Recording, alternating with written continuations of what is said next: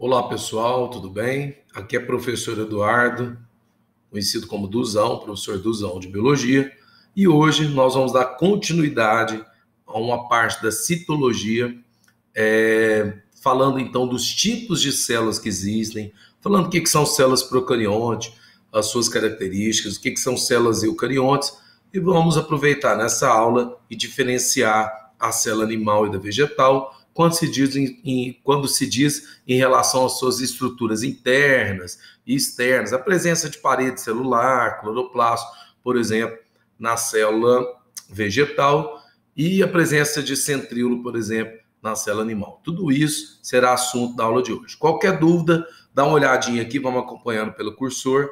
É só entrar no Instagram, me seguir lá e mandar um direct, que eu vou estar respondendo com a maior calma do mundo a sua dúvida, tá? Pega um caderno agora, pega uma folha, pega um caderno, é uma aula normal, só com uma aula à distância, uma aula não presencial. Você pode pausar quando você quiser, tá? Anotar tudo certinho. Então, pega o caderno, pega uma caneta, vamos começar a nossa aula anotando tudo, ok? Vamos lá, então. Queridos, então, dentro da citologia, vamos estudar, então, os tipos celulares, beleza? Vamos para o próximo, então.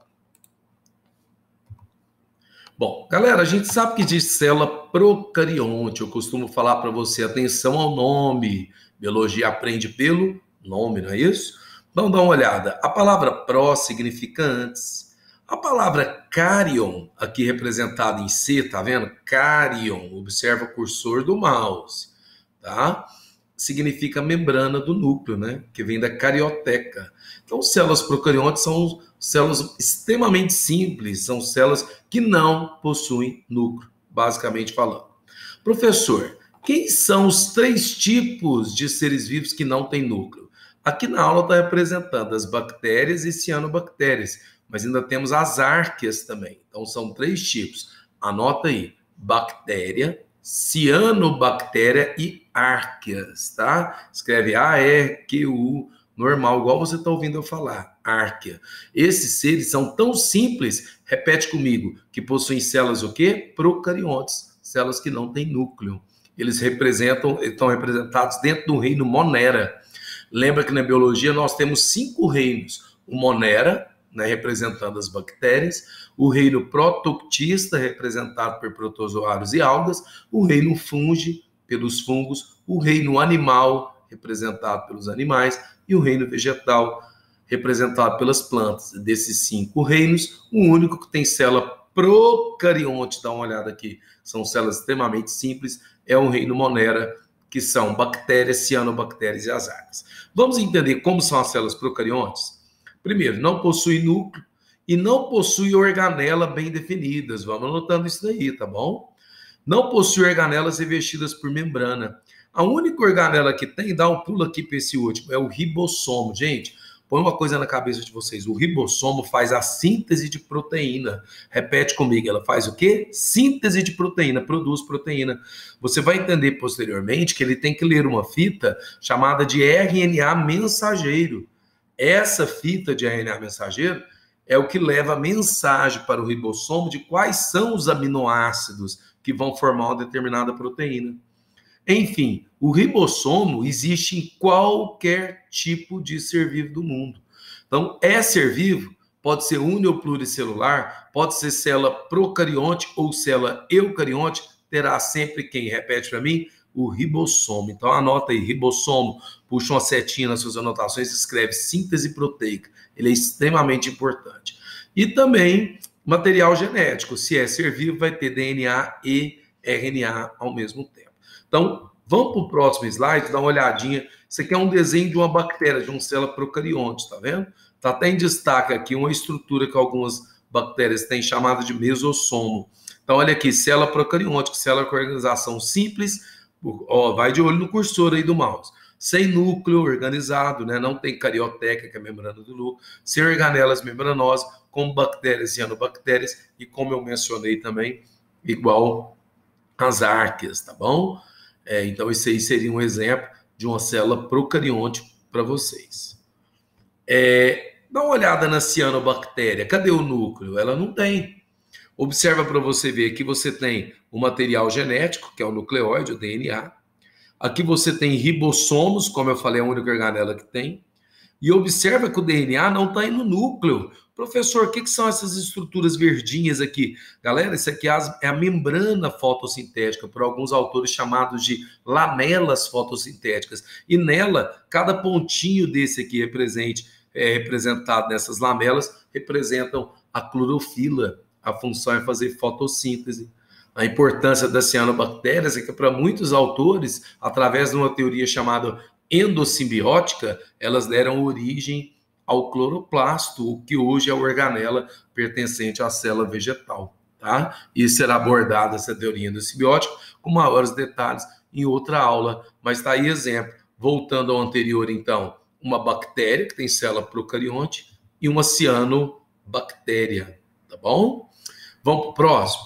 Galera, e células eucariontes? Dá uma olhadinha no nome. O procarionte vem da palavra pró antes, né? E eu vem da palavra verdadeiro. Carionte é cárion, que é carioteca, membrana do núcleo. Então agora toda célula eucarionte vai ter núcleo, organelas bem definidas e organelas membranosas. Aqui no desenho, do seu lado esquerdo, você está vendo uma célula eucarionte animal e aqui uma célula eucarionte vegetal. Porém, vamos dar um zoom nessas células para a gente estar entendendo melhor. Então, tira a nota, anota tudo certinho no seu caderno e vamos para o próximo slide. Galera, então, comentando a célula animal, observe, ela tem um núcleo, tá? Uma membrana nuclear, é aqui dentro que encontra o material genético. Ao redor dela, ela tem uma organela membranosa, que é comum à célula vegetal e animal, conhecida como retículo endoplasmático. Você vai ver que o retículo endoplasmático pode ser o liso e o rugoso, mas isso você vai ver em outra aula posteriormente, tá? Eles têm funções de transporte de substância, entre outras funções também. Você tem aqui o lisossomo. Queridos, o lisossomo ele é exclusivo, anota aí, lisossomo só em célula vegetal, ele não vai ter em célula animal, tá bom? É claro que existe lisossomo em célula de protozoário, mas eu estou falando aqui que na célula vegetal a gente está tratando das diferenças entre célula animal e célula vegetal. Quer ver? Olha o próximo slide aqui, eu já vou mostrar uma vegetal. Você vai ver estruturas diferentes. Voltando aqui então. Então você tem aqui vacúolos. O vacúolos aqui presente normalmente pode ser vacúolo de digestão, tá? Você vai ver que na célula vegetal já vai ter um vacúolo de centro celular grande, onde ela armazena água ou também armazena pigmentos, tá? Você vai estar vendo. Você tem a presença de mitocôndria, que é uma organela membranosa muito importante. Lembra que eu expliquei anteriormente que os cloroplastos tiveram origem através de procariontes e de uma teoria chamada endossimbiótica? A organela mitocôndria também tem uma teoria endossimbiótica que explica o surgimento dela. Nós vamos ver isso posteriormente, ok? Então aqui nós temos aqui o ribossomo, que pode estar livre ou aderido na membrana do retículo, tá vendo? Então essa é uma célula o quê? Uma célula animal. Vamos dar uma olhadinha na célula vegetal, como é que ela é? Dá uma olhada. A célula vegetal, já logo no início, a gente já consegue observar. Nós temos a presença aqui de quem? Olha, parede celular. Ó, uma coisa que muitos alunos e estudantes confundem é que a membrana plasmática é aquela que é formada de bicamada de fosfolipídio e proteína. A membrana plasmática, tanto da célula animal como da célula vegetal, ela é semipermeável. Repete para mim, a membrana plasmática é semipermeável, tá? Isso vale para qualquer membrana plasmática, seja de célula animal, vegetal ou até mesmo célula procarionte igual uma bactéria. Porém, a parede celular, diferente do que muita gente pensa, dá uma olhada, ela tem buraquinhos. Olha aqui o nome do buraco, plasmodesmos, são poros presentes na parede. Então a parede é permeável. Então bota uma observação aí, membrana plasmática é sempre semipermeável, ela vai classificar o que entra e o que sai. Daí a palavra semi, né? Semi significa quase. Então é permeável aquilo que passa. Porém a parede celular, ela é permeável, ela tem poros por onde param suas substâncias. Duzão, e o que tem aqui que não tem na outra? Ó, parede celular. Lembra que a parede celular da célula vegetal, o principal componente dela é um carboidrato estrutural, é um polissacarídeo chamado de celulose, famoso a celulose. Já ouvimos falar em tantas outras partes da biologia na celulose. Então, a célula vegetal vai ter aqui o núcleo, igual à célula animal, o eucarionte. Ela vai ter a parede celular rica em, como é que fala? Em celulose. E vai ter a organela responsável pela fotossíntese, que é o cloroplasto. Lembra do vacúolo? Na célula anterior, o vacúolo era pequenininho, olha aqui. Já nessa célula, a presença de vacúolo central, tá? Esse vacúolo armazena água, outras substâncias, ajuda também na ciclose, que é o movimento que ocorre entre as organelas em volta da célula vegetal. Para alguns autores, o vacúolo também tem a função de ocupar espaço, tá? E a membrana do vacúolo é chamada de tonoplasto, certo? Então, a membrana do núcleo, anota aí, é chamada de carioteca, com CA, carioteca. E a membrana já do vacúolo aqui central é chamada de tonoplasto.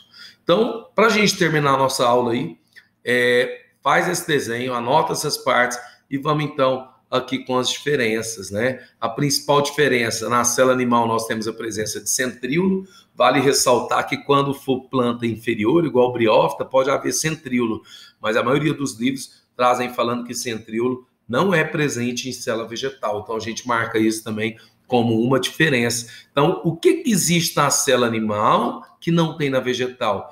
Esse vacúolo vai ter nas duas, mas o centríolo, tá? A presença de centríolo, e na célula vegetal vai ter a parede celular, que não tem no animal, vai ter o cloroplasto, que não tem no animal. E lembra que na célula animal também vai ter o lisossomo, que serve para digestão intra e extracelular. Já na célula vegetal está vendo a setinha, mas aqui não tem estrutura, porque o lisossomo é ausente. Tá certo? Então, pessoal, muito obrigado pela atenção. Tome nota de todas essas informações. E é isso aí. Até a próxima. Grande beijo do professor Duzão. Fiquem com Deus. Obrigado, galera.